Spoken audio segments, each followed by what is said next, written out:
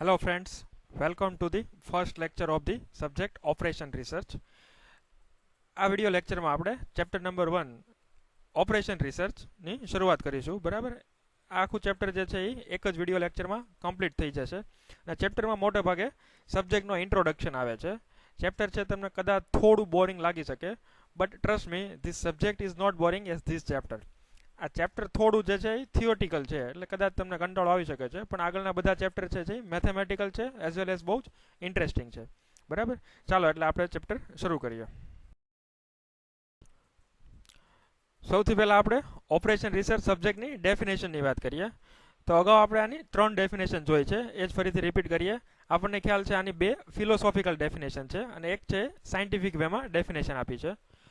પહેલી ડેફિનેશન કંઈક આવું કહે છે: OR is the art of winning wars without actually fighting. બરાબર, આર્થર ક્લાર્કે આ ડેફિનેશન આપેલી છે. એનું કહેવું એમ છે કે OR is all about winning the wars without involving in the war or without actually fighting them.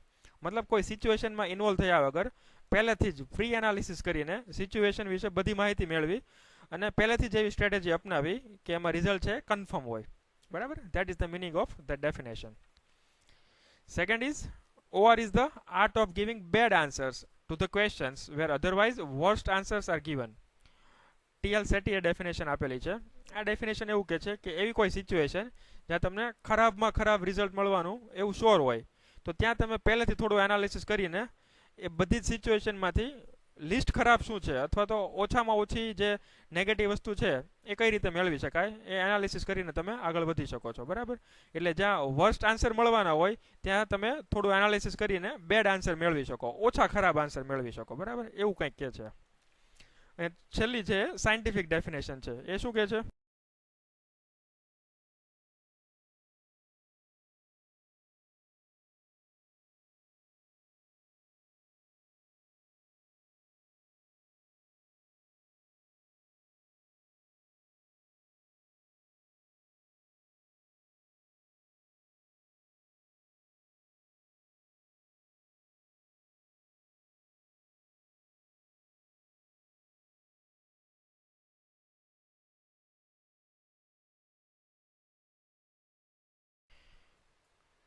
Operation research is the application of scientific methods, techniques, and tools to operation of a system with optimum solution to the problem. Scientific definition પ્રમાણે આપણે આમાં scientific methods અથવા તો mathematical મોડેલનો use કરીને કોઈ પણ પ્રોબ્લેમનું optimum solution લાવવાનું હોય છે. હવે ઓપ્ટિમમ સોલ્યુશન એટલે either maximum or minimum. For example, આપણે કોઈ એક ફેક્ટરીના માલિકની વાત કરીએ તો એના માટે જે એને જે વર્કર્સને સેલેરી આપવાની હોય છે એ સેલેરી મિનિમમ આપે તો ફેક્ટરીના માલિકને ફાયદો થાય છે. અને જો પ્રોફિટની વાત કરીએ તો એ પ્રોફિટ મેક્સિમમ હોય તો ફેક્ટરીના માલિકને ફાયદો થાય છે. એટલે જો ફેક્ટરીનો માલિક છે એ સેલેરી વિશે વિચારે તો એ મિનિમમ કરે તો એ ઓપ્ટિમમ સોલ્યુશન કહેવાય, અને જો પ્રોફિટ વિશે વિચારે તો એ મેક્સિમમ પ્રોફિટ લાવે તો એ ઓપ્ટિમમ સોલ્યુશન કહેવાય. So optimum means either minimum or maximum according to the situation. બરાબર, એના પછી આવે છે scope of the OR. Operation research સબ્જેક્ટનો સ્કોપ કયા કયા ફિલ્ડમાં કઈ રીતે છે. આ ક્વેશ્ચન તમને અલગ રીતે પણ પૂછાઈ શકે, જેમ કે application of the OR. Operation research સબ્જેક્ટની એપ્લિકેશન જણાવો. ચેપ્ટર નંબર 1 માંથી આવો ક્વેશ્ચન વારંવાર પૂછાય છે. ઘણીવાર ઇવન 7 માર્ક્સમાં પણ આ ક્વેશ્ચન પૂછાયેલો છે. બરાબર, ઘણા બધા ફિલ્ડમાં એપ્લિકેશન છે. આપણે વન બાય વન શોર્ટમાં ડિસ્કસ કરી લઈએ. પેલો ફિલ્ડ આવે છે ઇન્ડસ્ટ્રી. ઇન્ડસ્ટ્રીમાં ક્યાં ક્યાં અને કઈ રીતે યુઝ થાય, તો કે ઇન્ડસ્ટ્રીમાં રિસર્ચ એલોકેશનમાં કઈ જગ્યાએ કેટલું રિસોર્સ એલોકેટ કરવું એ ઓઆરની મદદથી આપણે ડિસિઝન લઈ શકીએ. એના પછી આવે છે પ્રોડક્ટ મિક્સ પ્રોબ્લેમ. અગાઉ આપણે જે ડાયટનો પ્રોબ્લેમ જોયો હતો એક્ઝામ્પલમાં, બરાબર, ફૂડ ડાયટનો પ્રોબ્લેમ હતો. પ્રોટીન, કાર્બોહાઈડ્રેટ અને ફેટ છે એ કેટલા પ્રમાણમાં લેવું જોઈએ, બરાબર, કે જેથી આપણી બધી રિક્વાયરમેન્ટ હોય પૂરી થઈ જાય. બરાબર, આની પહેલાના વિડીયોમાં એ પ્રોડક્ટ મિક્સ પ્રોબ્લેમ કહી શકાય. પછી આવે છે ઇન્વેન્ટરી કંટ્રોલ. તો આપણે સબ્જેક્ટના ઇન્ટ્રોડક્શનમાં જોયેલું હતું કે ઇન્વેન્ટરી કંટ્રોલ જે છે એ કઈ રીતે કામ લાગે છે. અસાઇનમેન્ટ એ પણ આપણે ક્રિકેટના પ્રોબ્લેમના એક્ઝામ્પલથી અગાઉના વિડીયોમાં જોયેલું છે. બરાબર, અને ટ્રાન્સપોર્ટેશનમાં પણ ટ્રાન્સપોર્ટેશનની કોસ્ટ આપણે જે મિનિમમ લાવવાની હોય છે. આ બધા ઇન્ડસ્ટ્રીને લગતા પ્રોબ્લેમની વાત. એના પછી આવે છે મેનેજમેન્ટ. બરાબર, મેનેજમેન્ટ લેવલે એટલે કે ટેકનિકલ ઇન્ડસ્ટ્રી સિવાય પણ મેનેજરિયલ લેવલે આ સબ્જેક્ટનો યુઝ આપણે કઈ રીતે કરી શકીએ? તો સૌથી પહેલું આવે છે ફાઇનાન્સ એન્ડ અકાઉન્ટિંગ, બરાબર. બજેટ એલોકેશન જે કરવાનું હોય છે એમાં ડિસિઝન કઈ રીતે લેવામાં આવે છે, કયા ફિલ્ડમાં કયા ફેક્ટરને ધ્યાનમાં લઈને કેટલા પ્રમાણમાં ફાઇનાન્સ અથવા તો બજેટ એલોકેટ કરવું. Second thing is break even analysis, બરાબર. આના વિશે તમે ક્યાંક ને ક્યાંક અગાઉ સ્ટડી કરેલું હશે, what is break even analysis. એના પછી આવે છે એડવર્ટાઇઝિંગ મીડિયા સિલેક્શન, બરાબર. કોઈ કંપની જે છે, સપોઝ એનું માર્કેટિંગનું બજેટ છે અમુક લાખ રૂપીસ હોય, બરાબર. તો એમાંથી કેટલા પર્સન્ટ એ ટીવીમાં એડ આપશે, કેટલા પર્સન્ટ એ ઓનલાઈન મીડિયા અથવા તો સોશિયલ મીડિયામાં એડ આપશે, બરાબર. કેટલા પર્સન્ટ રેડિયોમાં અથવા તો ન્યૂઝ પર્સન્ટમાં એડ આપવામાં ખર્ચ કરશે. એ બધું એનાલિસિસ કરવા માટે એને આપણે ઓપરેશન રિસર્ચનો યુઝ કરવો પડે છે, બરાબર. એના પછી આવે છે સેલ્સ ફોરકાસ્ટિંગ. ફોરકાસ્ટ કરવું એટલે પ્રિડિક્ટ કરવું, અગાઉથી પ્રિડિક્ટ કરવું, બરાબર. તો હવે પછીના મહિનામાં કેટલું સેલ થશે એ પાછલા ડેટાને આધારે આપણે પ્રિડિક્ટ કરીએ છીએ. That is called sale forecasting. એ પણ ઓપરેશન રિસર્ચનો એક પાર્ટ કહી શકાય. અને ઇન્વેસ્ટમેન્ટ ડિસિઝન એનાલિસિસ, તો એમાં પણ એનાલિસિસ માટે ઓઆરનો યુઝ કરી શકીએ છીએ આપણે. એના પછી આવે છે પબ્લિક યુટિલિટીઝ, બરાબર. પબ્લિક યુટિલિટીમાં સૌથી પહેલાં વાત કરીએ તો ટ્રાન્સપોર્ટેશન. જે પબ્લિક ટ્રાન્સપોર્ટેશન હોય છે, બરાબર છે, કોઈ બસ જે છે એક રૂટમાંથી બીજી રૂટ, સપોઝ વાત કરીએ કે અમદાવાદથી રાજકોટની બસ જે છે અથવા તો વડોદરાથી અમદાવાદની બસ છે, એની ફ્રિકવન્સી કેટલી રાખીએ તો કસ્ટમર જે છે એ બસવાળાને પણ મેક્સિમમ મળી રહે અને કસ્ટમરને પણ જાજો ટાઈમ લાઇનમાં ન ઊભું રહેવું પડે. તો આવું જે એનાલિસિસ છે એ પણ ઘણીવાર કરવામાં આવે છે. એમાં પણ આપણે ઓપરેશન રિસર્ચની મદદ લઈ શકીએ છીએ. ક્યુઇંગ પ્રોબ્લેમ, જેમ મેં અગાઉ વાત કરી એમ બેંક છે, રેલવે સ્ટેશન છે, ટોલ નાકા છે, જ્યાં ક્યુઇંગમાં એનાલિસિસ કરવા માટે ઓઆરની મદદ લઈએ છીએ આપણે. એના પછી આવે છે ડિફેન્સ, બરાબર. આપણે વાત કરીએ એમ આ સબ્જેક્ટની શરૂઆત જ ડિફેન્સમાંથી થયેલી છે સેકન્ડ વર્લ્ડ વોર ડ્યુરેશનમાં. એમાં સૌથી પહેલાં વિપન્સ એલોકેશન, ક્યાં કેટલા હથિયાર પ્રોવાઈડ કરવા, બરાબર, એનું એનાલિસિસ કરવા માટે. પછી ઇન્ટેલિજન્સ એક્ટિવિટીઝ. એના પછી આવે છે એડમિનિસ્ટ્રેશન એન્ડ ટ્રેનિંગ, બરાબર. આ રીતે ડિફેન્સમાં એનો યુઝ થાય છે. એના પછી આવે છે પ્લાનિંગ. પ્લાનિંગમાં શિડ્યુલિંગમાં સબ્જેક્ટનો આપણે યુઝ કરી શકીએ છીએ એનાલિસિસ કરવા માટે. એના પછી આવે છે production planning. Than after sequencing, બરાબર. કઈ એક્ટિવિટી પછી કઈ એક્ટિવિટી થવી જોઈએ જેથી ઓવરઓલ જે ડિપેન્ડન્સી છે એ મિનિમમ આવે. અને લાસ્ટમાં આવે છે મટીરિયલ પ્લાનિંગ, બરાબર. So this are the all fields where the operation research is use. હવે આપણે વાત કરીએ કેરેક્ટરિસ્ટિક્સ ઓફ ઓઆર વિશે. It is also called features of OR, બરાબર. There are total 5 features. The first one is use of interdisciplinary teams.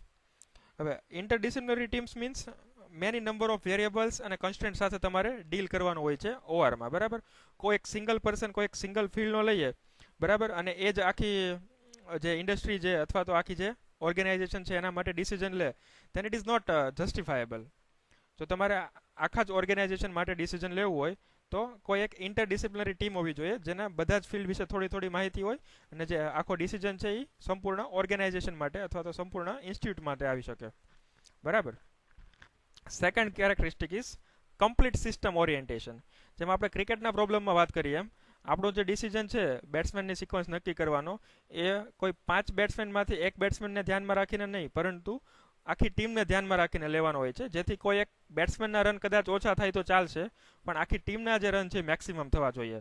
So this orientation is called complete system orientation, બરાબર. Number 3 is involvement of scientific method, બરાબર. આપણે આમાં scientific મેથડનો use કરીને એવા logical solution આપશું જેનાથી આપણે બેસ્ટ સ્ટ્રેટેજી છે એ અચીવ કરી શકીએ. Number 4 is improvement in quality decision, બરાબર. ઓઆરની સ્ટ્રેટેજીનો યુઝ કરીને તમે ક્વોલિટી ડિસિઝન છે એમાં ઇમ્પ્રુવમેન્ટ લાવી શકો જેનાથી ઓવરઓલ જે છે એ બેટર અને ક્વિક ડિસિઝન તમને ઓર્ગેનાઇઝેશન માટે મળી શકે. The last thing is uncovering hidden problem. ઘણીવાર ઓઆરને લગતું એનાલિસિસ કરવાથી જે હિડન પ્રોબ્લેમ હોય અથવા તો હિડન ફેક્ટ હોય જેને અગાઉ કોઈ કંપનીએ ઓર્ગેનાઇઝેશને અગાઉ ધ્યાનમાં ન લીધેલા હોય એ પણ અનકવર થઈ શકે છે અને એના પરથી કદાચ એવું બની શકે કે કોઈ નવું જ ફિલ્ડ ધ્યાનમાં આવે અને કંપની માટે ધ બેસ્ટ સોલ્યુશન મળી શકે, બરાબર. So this are all the 5 characteristics or feature of the OR. એના પછી આવે છે ફેઝિસ ઓફ ઓઆર, બરાબર. There are total 3 ફેઝિસ of OR, બરાબર. અને 3 ફેઝિસની અંદર પણ આપણે જો સબ ડિવિઝન લઈએ તો ટોટલ 6 ફેઝિસ કહી શકાય. પહેલી જે ફેઝ છે એ છે પ્રી મોડેલિંગ ફેઝ, બરાબર. એમાં પહેલો પોર્શન આવે છે identification and quantification of the problem, બરાબર. હવે આઈડેન્ટિફિકેશનમાં તમારે પ્રોબ્લેમને સૌથી પહેલાં તો આઈડેન્ટિફાય કરવાનો છે આ કયા ફિલ્ડમાં આવશે. બરાબર, એનું સોલ્યુશન એકચ્યુઅલી ઓઆરને લીધે પોસિબલ છે કે નથી પોસિબલ, અને ત્યાં કઈ સાયન્ટિફિક મેથડ છે આપણે એપ્લાય કરી શકીએ. બરાબર, આ બધું છે આઈડેન્ટિફિકેશન અને ક્વાન્ટિફિકેશનમાં આવશે પ્રી મોડેલિંગ ફેઝની અંદર. બરાબર. બીજી જે ફેઝ છે એ છે મોડેલિંગ ફેઝ. હવે મોડેલિંગ ફેઝમાં સૌથી પહેલું આવે છે formulation of the problem. Formulation of the પ્રોબ્લેમમાં સૌથી પહેલાં તો તમારે પ્રોબ્લેમને આઈડેન્ટિફાઈ કરીને એનું ઓપ્ટિમમ સોલ્યુશન લાવવા માટે ફોર્મ્યુલેટ કરવો પડે છે, એટલે કે એનું મેથેમેટિકલ મોડેલ બનાવવું પડે છે. તમને જે ડેટા આપેલો હોય છે એક ફકરામાં લખીને એના પરથી તમારે એના મેથેમેટિકલ ઇક્વેશન બનાવવાના આવે છે. That is called formulation of the problem. બરાબર. Then after second part in modelling phase is data collection. હવે ડેટા કલેક્શનની અંદર તમારે સ્ટાન્ડર્ડ ડેટા બેંક જે અવેલેબલ હોય જૂની હિસ્ટ્રીમાંથી એક્સપિરિયન્સ ઉપરથી, બરાબર, એમાં ડેટા કલેક્ટ કરવાનો હોય છે અને એને કોરિલેટ કરવાનો હોય છે આપણા કરંટ પ્રોબ્લેમની સાથે. બરાબર. એના પછી આવે છે identification of possible and alternate solution. બરાબર.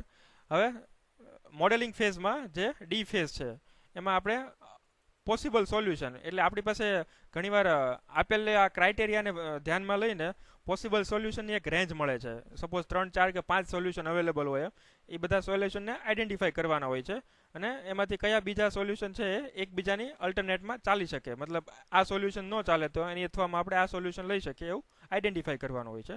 That is last stage of the modelling phase. એના પછી આવે છે પોસ્ટ મોડેલિંગ ફેઝ. બરાબર. પોસ્ટ મોડેલિંગ ફેઝની અંદર સૌથી પહેલાં આવે છે solution interpretation and model validation. મતલબ સોલ્યુશનનું ઇન્ટરપ્રિટેશન કરવાનું અને આપણું જે મોડેલ છે એને વેલિડેટ કરવાનું કે આ જે છે એ દરેક કોમન આ રીતના પ્રોબ્લેમ હોય તો કામ લાગી શકે છે કે નહીં, એને વેલિડેટ કરવાનું હોય છે. બરાબર. અને લાસ્ટ જે સ્ટેજ આવે છે એ છે ઇમ્પ્લિમેન્ટેશન, મોનિટરિંગ એન્ડ કંટ્રોલ. એટલે તમે જે સોલ્યુશન ફાઇન્ડ કર્યું છે એને ઇમ્પ્લિમેન્ટ કરવાનું છે, મોનિટર કરવાનું છે, ચેક કરવાનું છે, અને જો એમાં કાંઈ ફીડબેક આપવાની જરૂર લાગે તો ફીડબેક આપીને પછી કંટ્રોલ કરવાનું હોય છે. So these are all the 6 phases of the subject operation research. ફરીવાર કહું છું, ઇમ્પોર્ટન્ટ સબ્જેક્ટ છે. સ્નેપશોટ લઈ લો અથવા તો પીડીએફ ફાઇલ જે છે એ ડિસ્ક્રિપ્શનમાંથી લિંક ફાઇન્ડ કરીને ડાઉનલોડ કરી લેજો. આ જે ટોપિક છે એના પરથી ક્વેશ્ચન જીટીયુમાં પૂછાય છે. બરાબર. તમારે 3 ફેઝ છે એના મેઇન પોઈન્ટ જણાવવાના છે અને 6 સબ પોઈન્ટ જણાવવાના છે.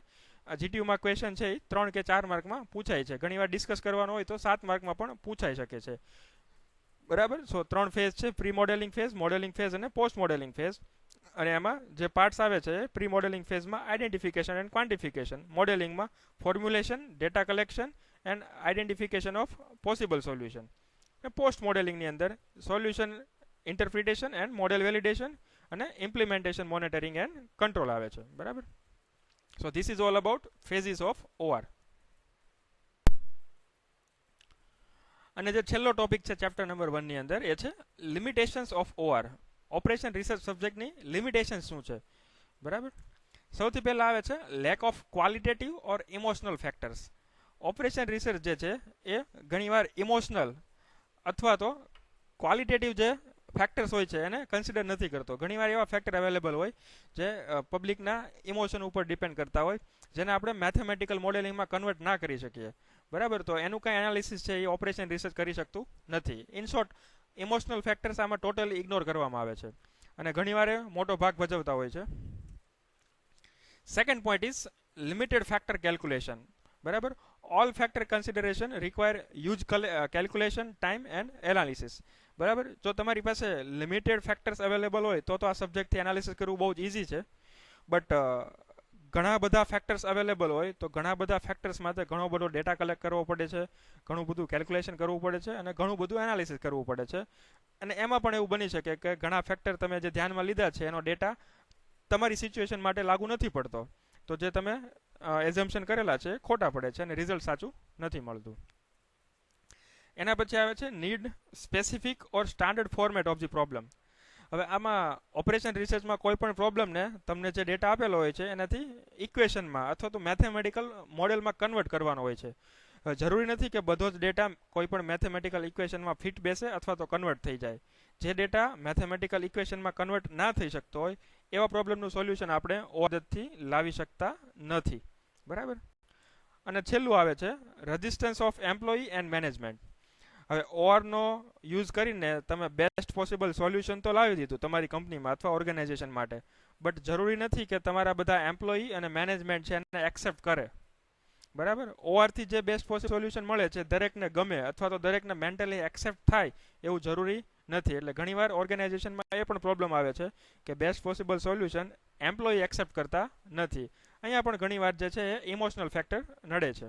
બરાબર, so this are the all four limitations of OR. બરાબર.